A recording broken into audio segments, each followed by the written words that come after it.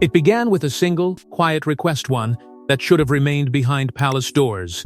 But when Queen Camilla reportedly asked her longtime jeweler to create an exact duplicate of Catherine's iconic engagement ring, something unexpected happened. The craftsman didn't hesitate. He didn't negotiate. He didn't compromise. He refused. And that refusal has now ignited whispers of rivalry, insecurity, and a silent war within the royal walls. The message was delivered discreetly, as royal matters always are. No written trace. No public appointment. Just a confidential approach to a man who had spent decades shaping the monarchy's most intimate symbols. He had restored heirlooms touched by history. He had designed pieces worn at coronations and state banquets. He understood that jewelry in royal life is never just decoration, it is declaration. So when Camilla reached out personally, requesting a private commission, he assumed it would be another carefully curated addition to her growing collection. But this was different. She did not ask for inspiration. She did not ask for something reminiscent or subtly influenced. According to those familiar with the exchange, she asked for precision. An exact replica. The same oval sapphire. The same halo of diamonds. The same unmistakable presence that has long rested on Catherine's hand, a ring the public reveres, not merely for its beauty, but for what it represents. Continuity. Devotion. A bridge between eras. The jeweler was said to have paused, not because he lacked the skill, but because he understood the implication. Catherine's ring is more than a gemstone, it is a symbol fused to memory and national sentiment. It carries the emotional gravity of youth, hope, and a future queen stepping confidently into her role. To duplicate it would not simply be to craft a jewel, it would be to replicate a story. And stories, in royal life, are sacred territory. For a brief moment, the craftsman faced a dilemma few outsiders could comprehend. Loyalty had defined his career. Refusing a reigning queen's request could mean exile from the very institution he had served faithfully. Yet agreeing could mean crossing an invisible boundary, one that separated admiration from appropriation, homage from rivalry. He chose his words carefully. Calm, respectful, unyielding. He could not fulfill the commission. The refusal was not dramatic. There was no raised voice, no slammed door. But its quiet firmness carried shockwaves. Palace insiders now suggest that the request was never truly about gemstones. It was about presence, about positioning, about the delicate balance between the woman who is queen and the woman destined to become one. Because in a monarchy built on symbolism, duplication can feel like competition. And when whispers of the refusal began to circulate within private corridors, reactions were swift but hushed. Some dismissed it as harmless curiosity. Others sensed something more volatile beneath the surface. Why would Camilla want that specific ring? What message was she hoping to send? And what did it reveal about the shifting dynamics between her and Catherine? The jeweler's decision may have prevented a public spectacle, but it also exposed something raw beneath royal composure. A tension not openly acknowledged, yet quietly understood. But to understand why this single request triggered such an extraordinary refusal, we must first examine the ring itself, and why it carries far more than diamonds and sapphire. Catherine's engagement ring is not merely an accessory, it is a relic of love, loss, and continuity.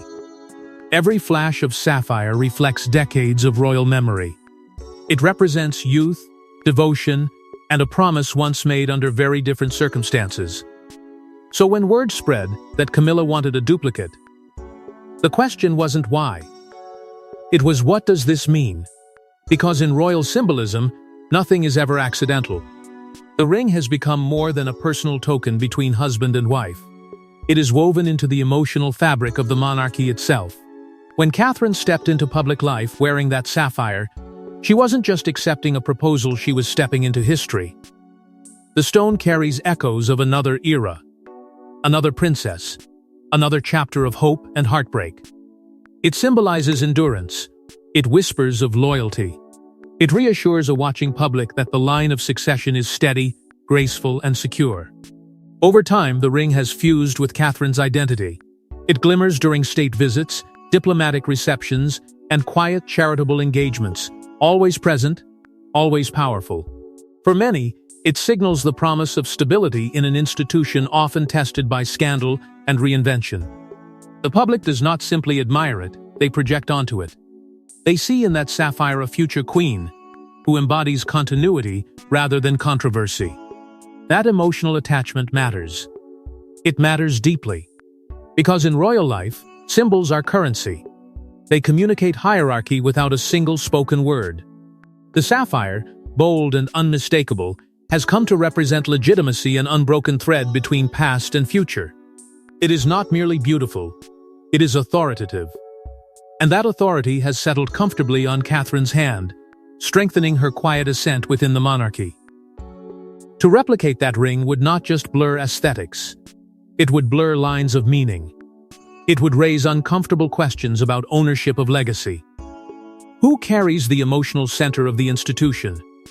Who holds the story the public most fiercely protects?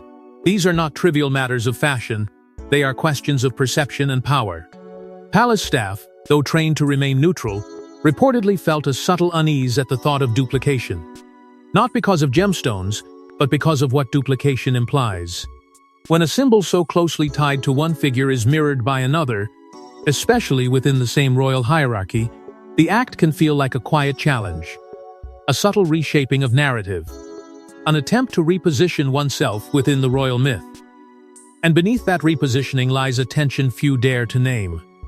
Camilla's path to the throne was marked by complexity, scrutiny, and years of rebuilding public trust. Catherine's rise, by contrast, has felt almost seamless, an arc defined by admiration and growing affection. The sapphire sits at the center of that contrast. One woman's journey defined by struggle, the other's by acceptance. In that context, the desire to mirror such a potent symbol cannot be dismissed as coincidence. It hints at something more fragile, perhaps even more human. Because when identity within a monarchy is so tightly bound to objects of meaning, any attempt to replicate those objects carries emotional risk. It invites comparison. It sparks speculation. It opens a door to interpretations that cannot easily be controlled. And that is precisely why this request felt so charged, so heavy, with unspoken implication. And yet, symbolism alone does not explain why a seasoned jeweler would risk royal favor unless he understood the consequences better than anyone else. For decades, this jeweler served the crown without question. He crafted heirlooms. He restored history. He never refused a commission until now. According to sources, his voice was calm but unwavering when he declined Camilla's request. It wasn't about money. It wasn't about design. It was about something far more dangerous, crossing an invisible line within the royal hierarchy. His loyalty had never been tested like this before. He had worked through reigns and transitions, adapting to shifting tastes while safeguarding tradition. In royal circles, trust is currency, and he possessed it in abundance. Generations had relied on his discretion. He understood the unspoken rules, what could be reimagined, and what must remain untouched. So when Camilla's request reached him, delivered with unmistakable clarity, he recognized the weight behind the word that defined it. Identical. Not similar. Not complementary. Not a tribute. Identical. That single word transformed the commission into something explosive. An identical replica of Catherine's sapphire ring would not be an artistic endeavor, it would be a statement. A deliberate echo of a symbol already bound to another royal identity. He knew that once crafted, it could not exist quietly. Even if never publicly acknowledged, secrets of that magnitude rarely remain buried within palace walls. For the first time in his career, craftsmanship collided with conscience. He reportedly spent hours considering the implications. On one side stood duty. Refusing a queen is not a trivial act. Royal favor sustains careers, royal displeasure can quietly end them. On the other side stood integrity. His role was not merely to set stones, but to protect the meaning behind them. And meaning, in a monarchy built on layered symbolism, is everything. He imagined the public reaction if the duplication surfaced. Headlines would not frame it as admiration. They would call it rivalry. They would question motives. They would dissect the relationship between queen and princess, with ruthless intensity. The ring would become a battleground, and he would be the craftsman who ignited it. That fear was not personal, it was institutional, because he sensed something deeper unfolding. This was not about aesthetics. It was about narrative positioning, about who embodies the future and who commands the present. In royal life, symbols can quietly shift power without a single decree being signed. He understood that crafting an identical ring could be interpreted as entering that symbolic contest. And once entered, there would be no graceful retreat. So he chose restraint. When he declined, those familiar with the exchange described no hostility, no drama, just resolve. A boundary gently but firmly drawn.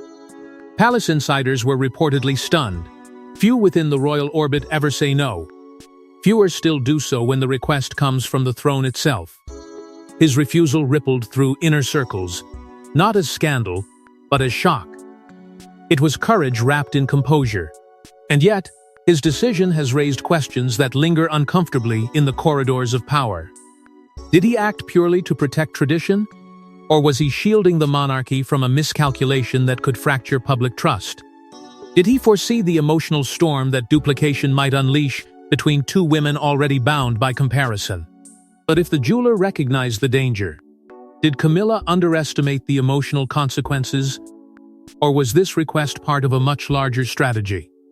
Was this an act of rivalry, or an attempt to reclaim space in a narrative that has never fully embraced her?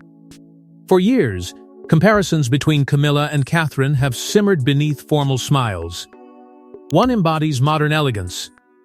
The other carries decades of controversy. And now, with one audacious request, those comparisons have erupted into something impossible to ignore. Public perception has never treated these two women equally. Catherine's entrance into royal life felt like a chapter the nation was ready to celebrate. Youthful, composed, seemingly untouched by scandal, she stepped forward as a symbol of renewal. Applause followed her, approval surrounded her. Over time, admiration deepened into loyalty. She did not need to demand space, it was offered willingly. Camilla's journey could not have been more different. Her name was once spoken with hesitation, sometimes with hostility. Acceptance did not arrive easily. It was earned slowly, through patience and restraint, through years of weathering scrutiny. Even now, as queen, she exists within a complicated narrative shaped by history. Respect may have grown, but affection has always carried conditions. That contrast matters, because within an institution built on image and continuity, perception becomes power. Catherine's sapphire ring has quietly reinforced her position as the emotional center of the monarchy's future. Each public appearance strengthens that narrative. Each wave, each smile, each carefully chosen silence adds to her influence. She does not appear to compete, yet her presence alone shifts the balance. For Camilla, watching that ascent may have stirred something deeper than rivalry. Perhaps it was the realization that legacy is often kinder to those who begin with public blessing. Perhaps it was the awareness that no matter her title, she will always share space with comparisons she did not create. In that context, requesting a duplicate of Catherine's ring could be interpreted not as imitation, but as assertion. A statement of parity. An identical ring would signal equality in symbolism. It would say that authority does not belong exclusively to the future queen, but also to the present one. That legitimacy is not inherited solely through affection, but through position.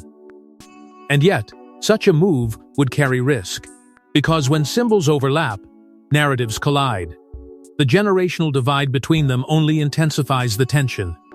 Catherine represents continuity through change, modern but rooted. Camilla represents endurance through adversity, seasoned but scrutinized. One's rise has felt organic. The other's acceptance has been negotiated. Inside palace corridors, these differences are not openly discussed, but they are understood. Whispers suggest that even within the inner court, loyalties quietly lean in different directions. Younger aides reportedly see Catherine as the steady future. Senior traditionalists defend Camilla's authority as queen. No one declares allegiance openly, no one needs to.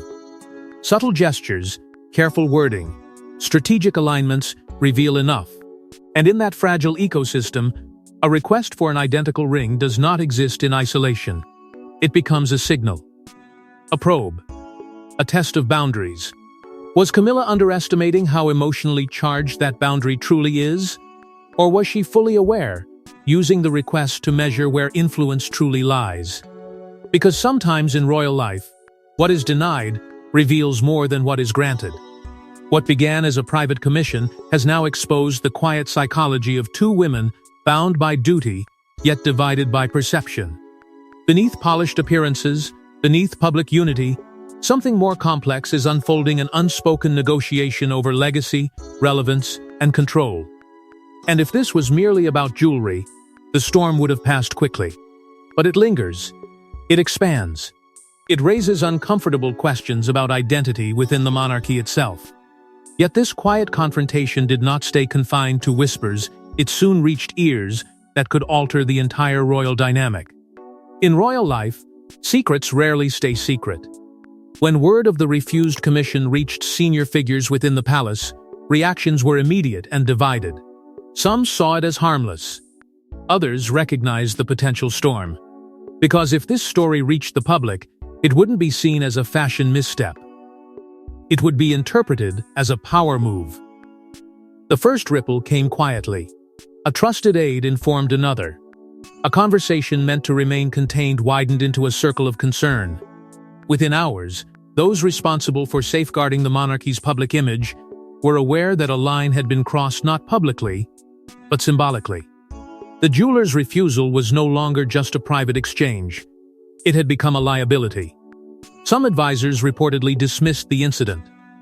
They argued that commissions are made and declined all the time.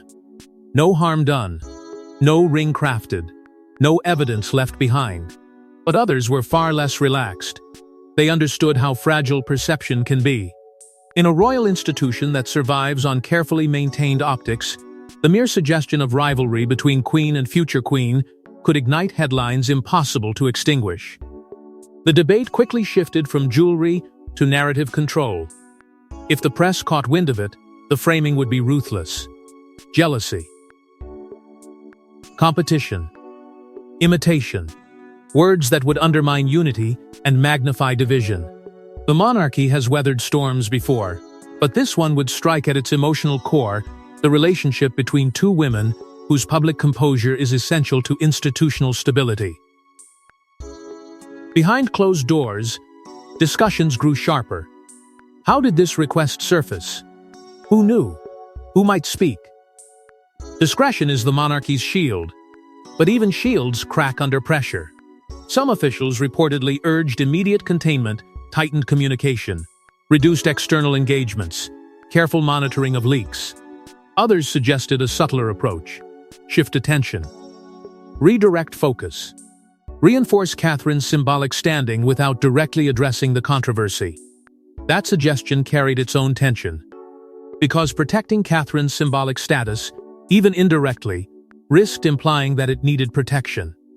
And any action taken could itself be interpreted as confirmation of friction. Every decision suddenly felt weighted.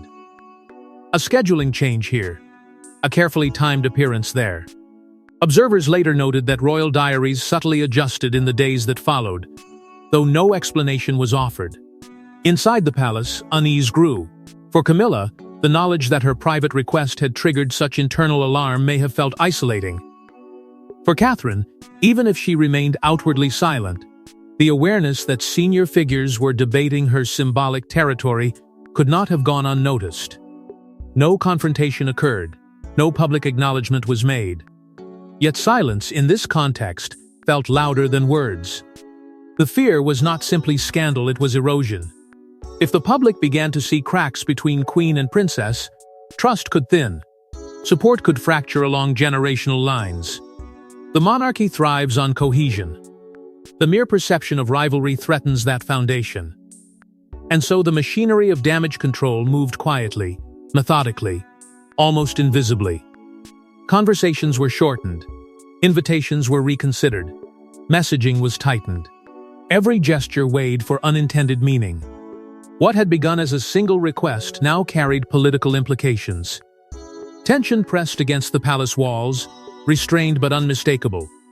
The institution that prides itself on unity was now confronting a subtle but potent fracture, one born not of rebellion or scandal, but of symbolism. And while officials scrambled behind the scenes, the emotional fallout between the two women remained unspoken, but deeply felt. Catherine has not spoken publicly about the alleged request. She hasn't needed to. In the world of royalty, silence can be more commanding than confrontation. Observers noted subtle changes, longer glances, tighter smiles, carefully chosen appearances. Whether coincidence or calculation, Catherine's composure has only strengthened her image, even as whispers swirl around the palace corridors. Her reputation has always rested on restraint. From the moment she entered royal life, she mastered the art of saying little while communicating everything.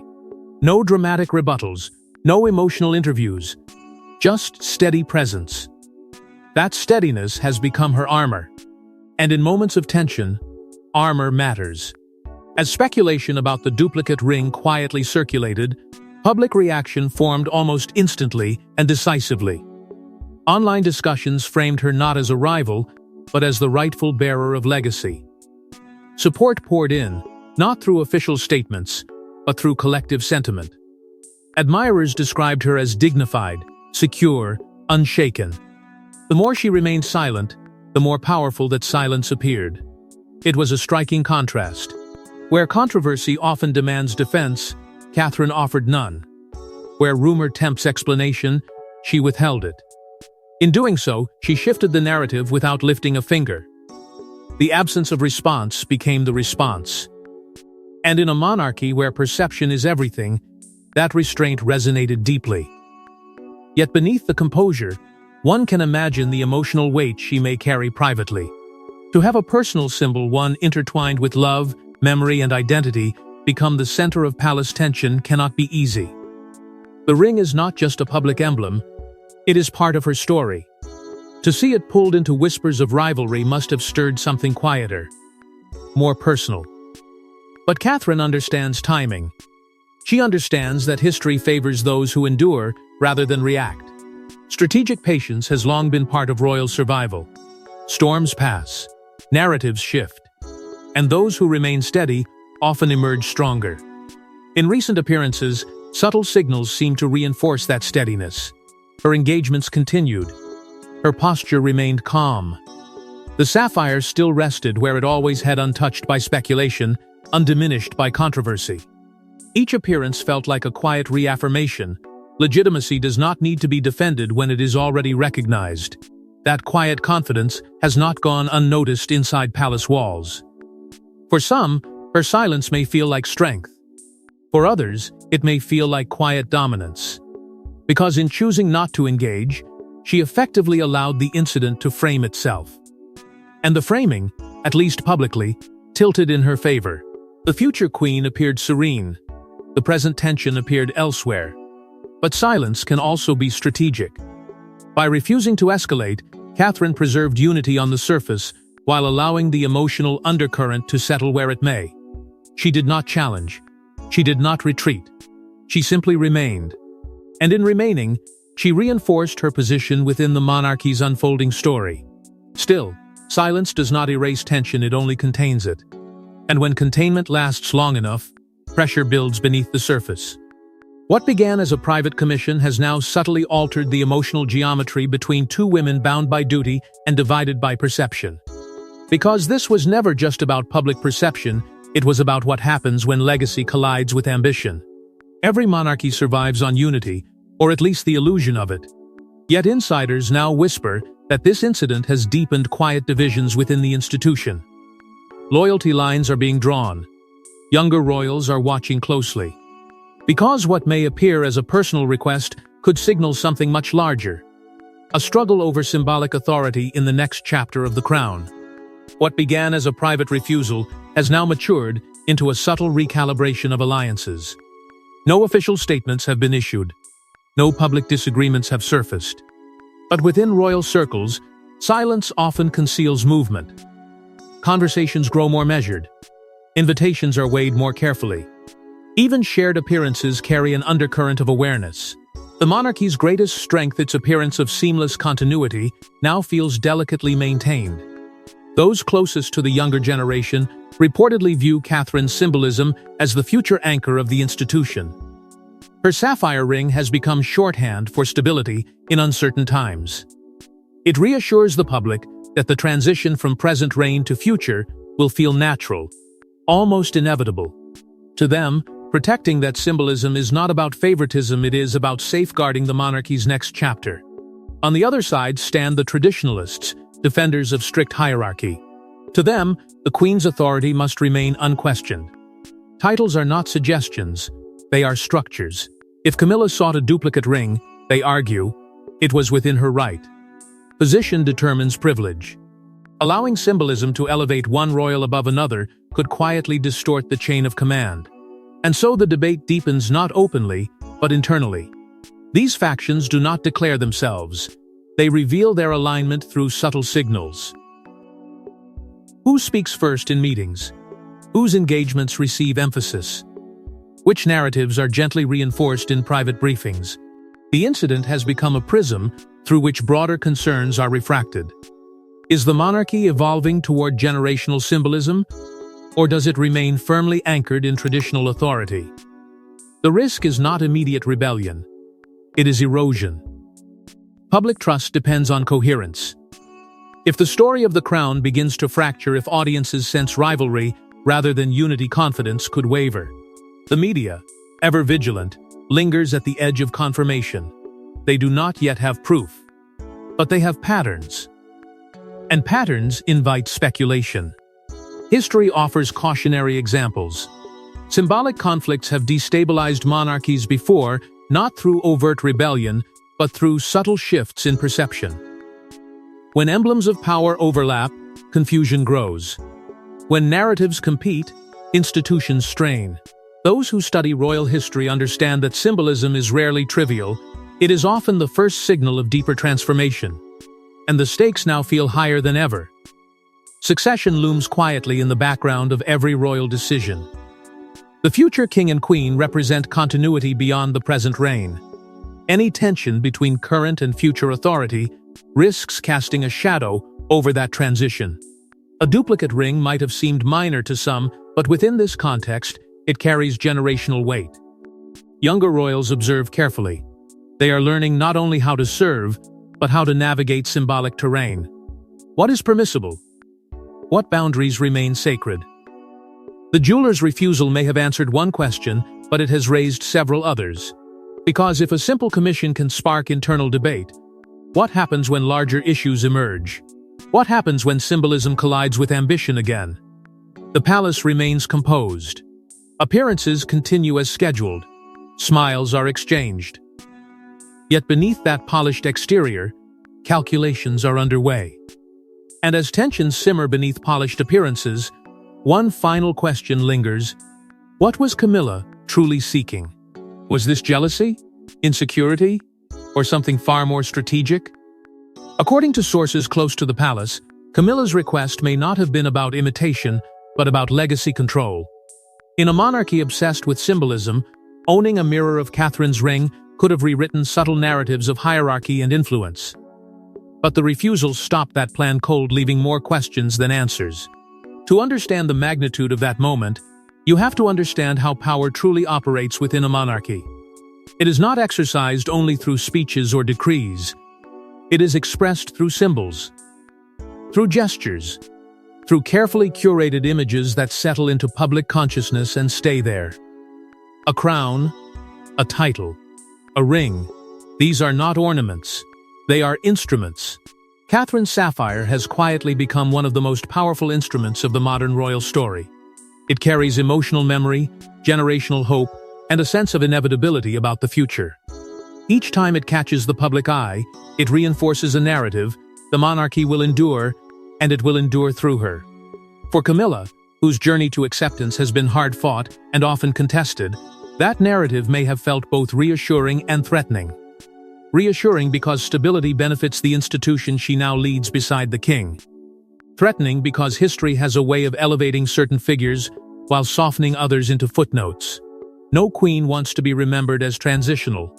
No sovereign wants to feel overshadowed by what comes next. A duplicate ring, identical in form, could have subtly recalibrated that imbalance. It would not erase Catherine's symbolism, but it would share it. It would signal that authority is not reserved for the future, it exists firmly in the present. That the Queen, too, carries Sapphire's strength. That legitimacy does not wait. Seen through that lens, the request begins to look less like envy and more like strategy. But strategy can misfire. The jeweler's refusal transformed a calculated move into a vulnerability. What might have been a quiet adjustment became a quiet exposure. By drawing a boundary, he inadvertently highlighted the very tension the commission may have intended to soften. And once whispers began, the narrative shifted swiftly. Public sympathy leaned toward Catherine. Commentators framed her as the rightful bearer of legacy, untouched by palace maneuvering. The silence she maintained became proof of confidence. Meanwhile, Camilla's motives, never publicly explained, were left to interpretation. And interpretation, in the modern age, rarely favors ambiguity. The emotional undertone of rivalry, long denied and never acknowledged, suddenly felt tangible, not because either woman spoke of it, but because the symbolism made it unavoidable. Two roles, two eras, one institution struggling to balance continuity with control. For Camilla, the setback may have carried personal weight. To seek recognition and be met with resistance is a quiet blow. To attempt recalibration and instead ignite speculation is a sharper one. Yet within that setback lies another possibility, that the incident reveals not weakness, but the human desire to secure one's place in history. Because history can be unkind. It remembers selectively. It elevates some figures while simplifying others. In a dynasty where legacy is everything, the instinct to shape perception is not surprising. It is almost inevitable. And yet, the turning point was not the request. It was the refusal. That single word, no, shifted the balance. It preserved Catherine's exclusive claim to a symbol that has grown larger than its gemstone. It reinforced boundaries that perhaps had begun to blur. And it left the monarchy confronting a truth it can no longer ignore. Symbolism cannot be shared without consequence.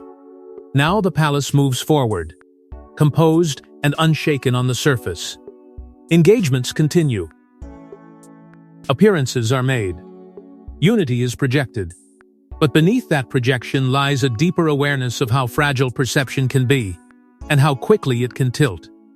Because in the end, it wasn't the ring that mattered most, it was what it represented. A jewel can be copied, a setting can be redesigned, but legacy, true legacy, cannot be duplicated. As the dust settles on this extraordinary refusal, the monarchy finds itself confronting a deeper truth. Symbols carry weight because of the stories behind them. And in trying to mirror one story, another may have revealed its own insecurities. This was never about craftsmanship alone. It was about authenticity. About the difference between inheriting a symbol and attempting to recreate its emotional gravity. Catherine's sapphire has grown powerful not simply because of its brilliance, but because of the narrative wrapped around it. It represents continuity without effort, legitimacy without insistence. Over time, that quiet strength has shaped her image as the inevitable future queen, steady, patient, almost preordained. That narrative is still unfolding, but it already feels deeply rooted. Each public appearance reinforces it. Each calm response to speculation strengthens it. Without uttering a single defensive word, Catherine's position has only become more defined. She does not need to claim the future. It appears to gravitate toward her. For Camilla, the story is more complicated. Her place in royal history has always required explanation. Her acceptance was gradual, layered with history that cannot be erased. She stands as queen, not because the public once dreamed of it, but because time reshaped what seemed impossible. That journey demands resilience, it demands endurance, but it also leaves scars, reminders that legitimacy earned through struggle can feel more fragile than legitimacy welcomed from the start. In that context, the request for a duplicate ring feels almost human. A quiet attempt to steady one's imprint on history. A gesture that may have sought balance but instead exposed contrast. Because the jeweler's refusal did more than decline a commission, it drew a boundary between authenticity and replication. It was an act of quiet defiance, perhaps unintended, yet profoundly symbolic. And the public has watched closely. Royal Rivalry captivates audiences because it compresses power, emotion, and identity into a single narrative. The idea of tension between present queen and future queen is irresistible. It feeds curiosity. It sparks debate. It invites projection. Yet beneath that fascination lies a more delicate reality: the monarchy depends on cohesion. Even subtle fractures can widen if left unchecked. This episode has not erupted into scandal. There have been no official statements, no dramatic confrontations, but its resonance lingers. It has sharpened perceptions. It has clarified roles. It has reminded everyone within the institution that symbols are sacred territory, and tampering with them carries consequence. The jeweler's calm refusal now stands as a turning point, a moment when restraint preserved more than tradition. It preserved distinction. It preserved narrative clarity. It ensured that one story remained singular. Yet history is never static. Today's equilibrium can become tomorrow's tension. The monarchy will continue. Appearances will project unity. But beneath the composure, lessons have been learned about how delicate symbolic power truly is. And if one ring could expose such fragile fault lines within the monarchy, imagine what the next symbolic move might reveal.